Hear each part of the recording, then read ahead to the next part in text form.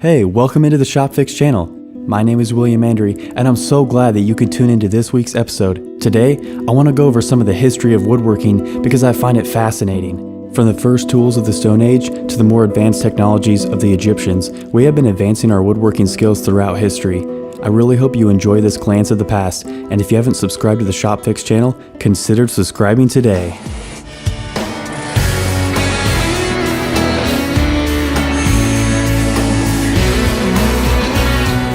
Shopfix, for the love of woodworking.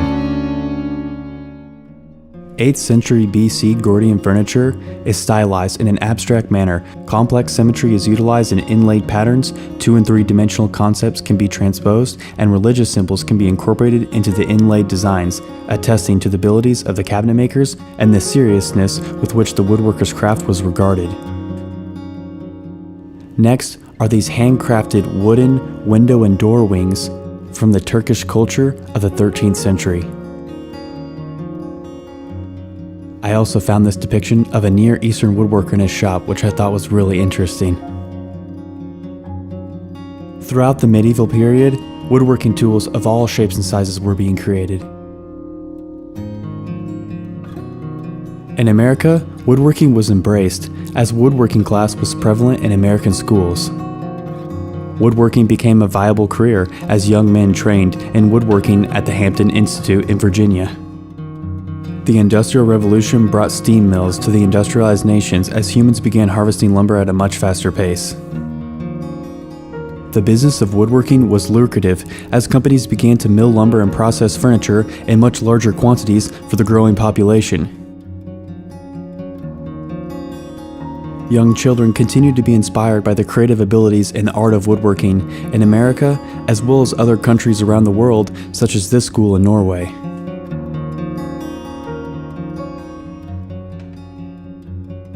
Water-powered sawmills such as this one from the 1920s made processing and milling large quantities of lumber a reality. From tree to board, machines like this one made furniture making and home building more accessible.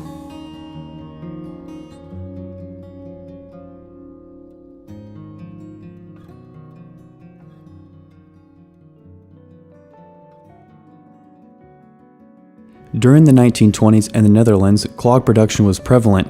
Farmers and workers alike sought after clogs to protect their feet during working hours.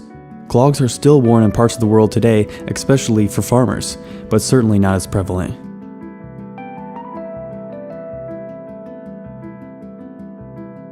Clogs such as the ones crafted in this video are made completely by hand. And contrary to popular belief, it has been said that clogs are much more comfortable to wear than one would imagine.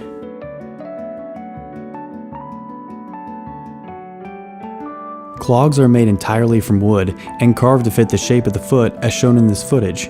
The origin of clogs can actually be traced back to the Netherlands, as one of the oldest surviving wooden footwear comes from the Netherlands and dates back to the 13th century.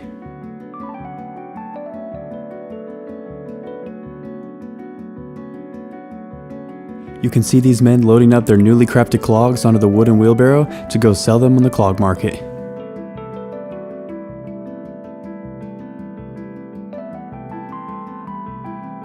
Look how happy this gentleman is with his new wooden shoes.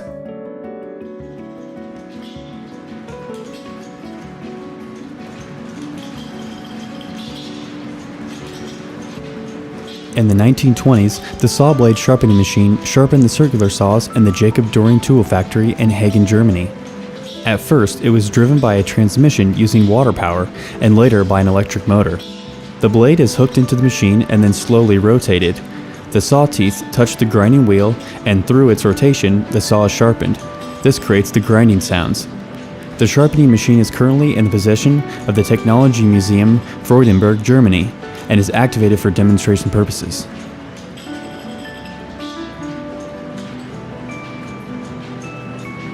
One thing that I've noticed is that prior to the economic collapse during the Great Depression, tools and machines were built from solid materials and were not as limited in their construction as new machines are in the current state of capitalism today.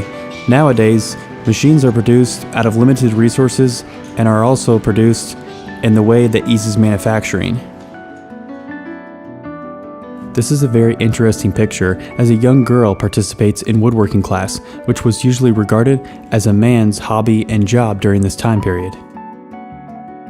Meanwhile, to have a greater chance to get a job, youth learn a trade in the central workshop of the Committee for Youth Unemployment in Amsterdam.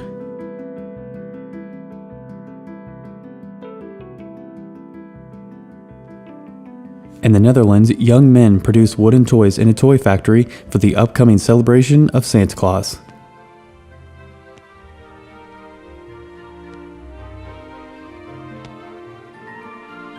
The production entails sawing wood, sanding, sawing out wood, spray painting, and assembly in the production of wooden horses on wheels.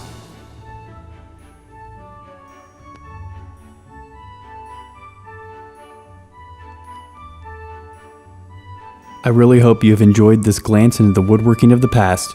Coming up soon is real post-World War II footage where anti-invasion poles installed by the Germans are pulled out of the sand, transported, and then repurposed for furniture making.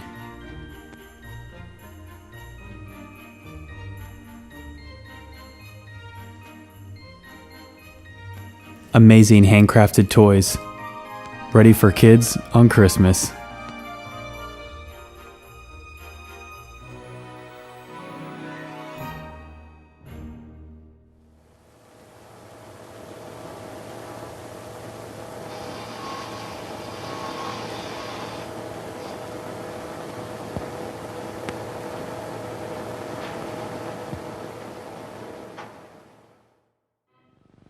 De anti-invasiepalen die door de Duitsers aan het Noordzeestrand zijn aangebracht, worden door kranen weer uit de grond getrokken. Met dit hout is nu nuttiger werk tot stand te brengen. After World War II was over, the anti-invasion structures erected had no purpose anymore. Here you can see the men disassembling the anti-invasion poles on the German beaches and hoisting them onto the vehicles to transport them to the German sawmills. Thousands of these logs were repurposed after World War II ended for furniture making. De palen worden naar houtzagerijen gebracht en tot planken gezaagd. Once the lumber reached the German sawmills, the logs could then be cleaned up and cut into thin planks. After the devastating effects of World War II subsided and economies around the globe regained their footing, industry flourished and worldwide trade boomed. Governments and their representatives oversaw industrial production in their nation and attempted to tap the global economy the best that they could. Further milling and flattening was required for fine furniture making.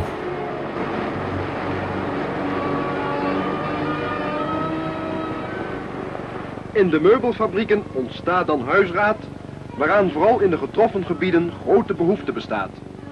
Considering all that happened during World War II, it's actually fascinating how they were able to repurpose these logs and turn it into fine furniture.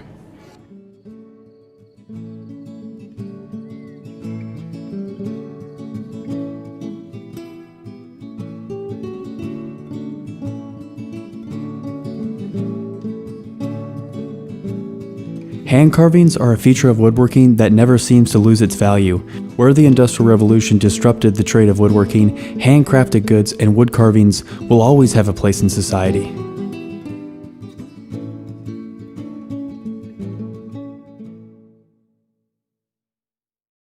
Industrial production might have dampened the need for skilled woodworkers, but it inspired others to show the world self-reliance and how to build and do things without big industries.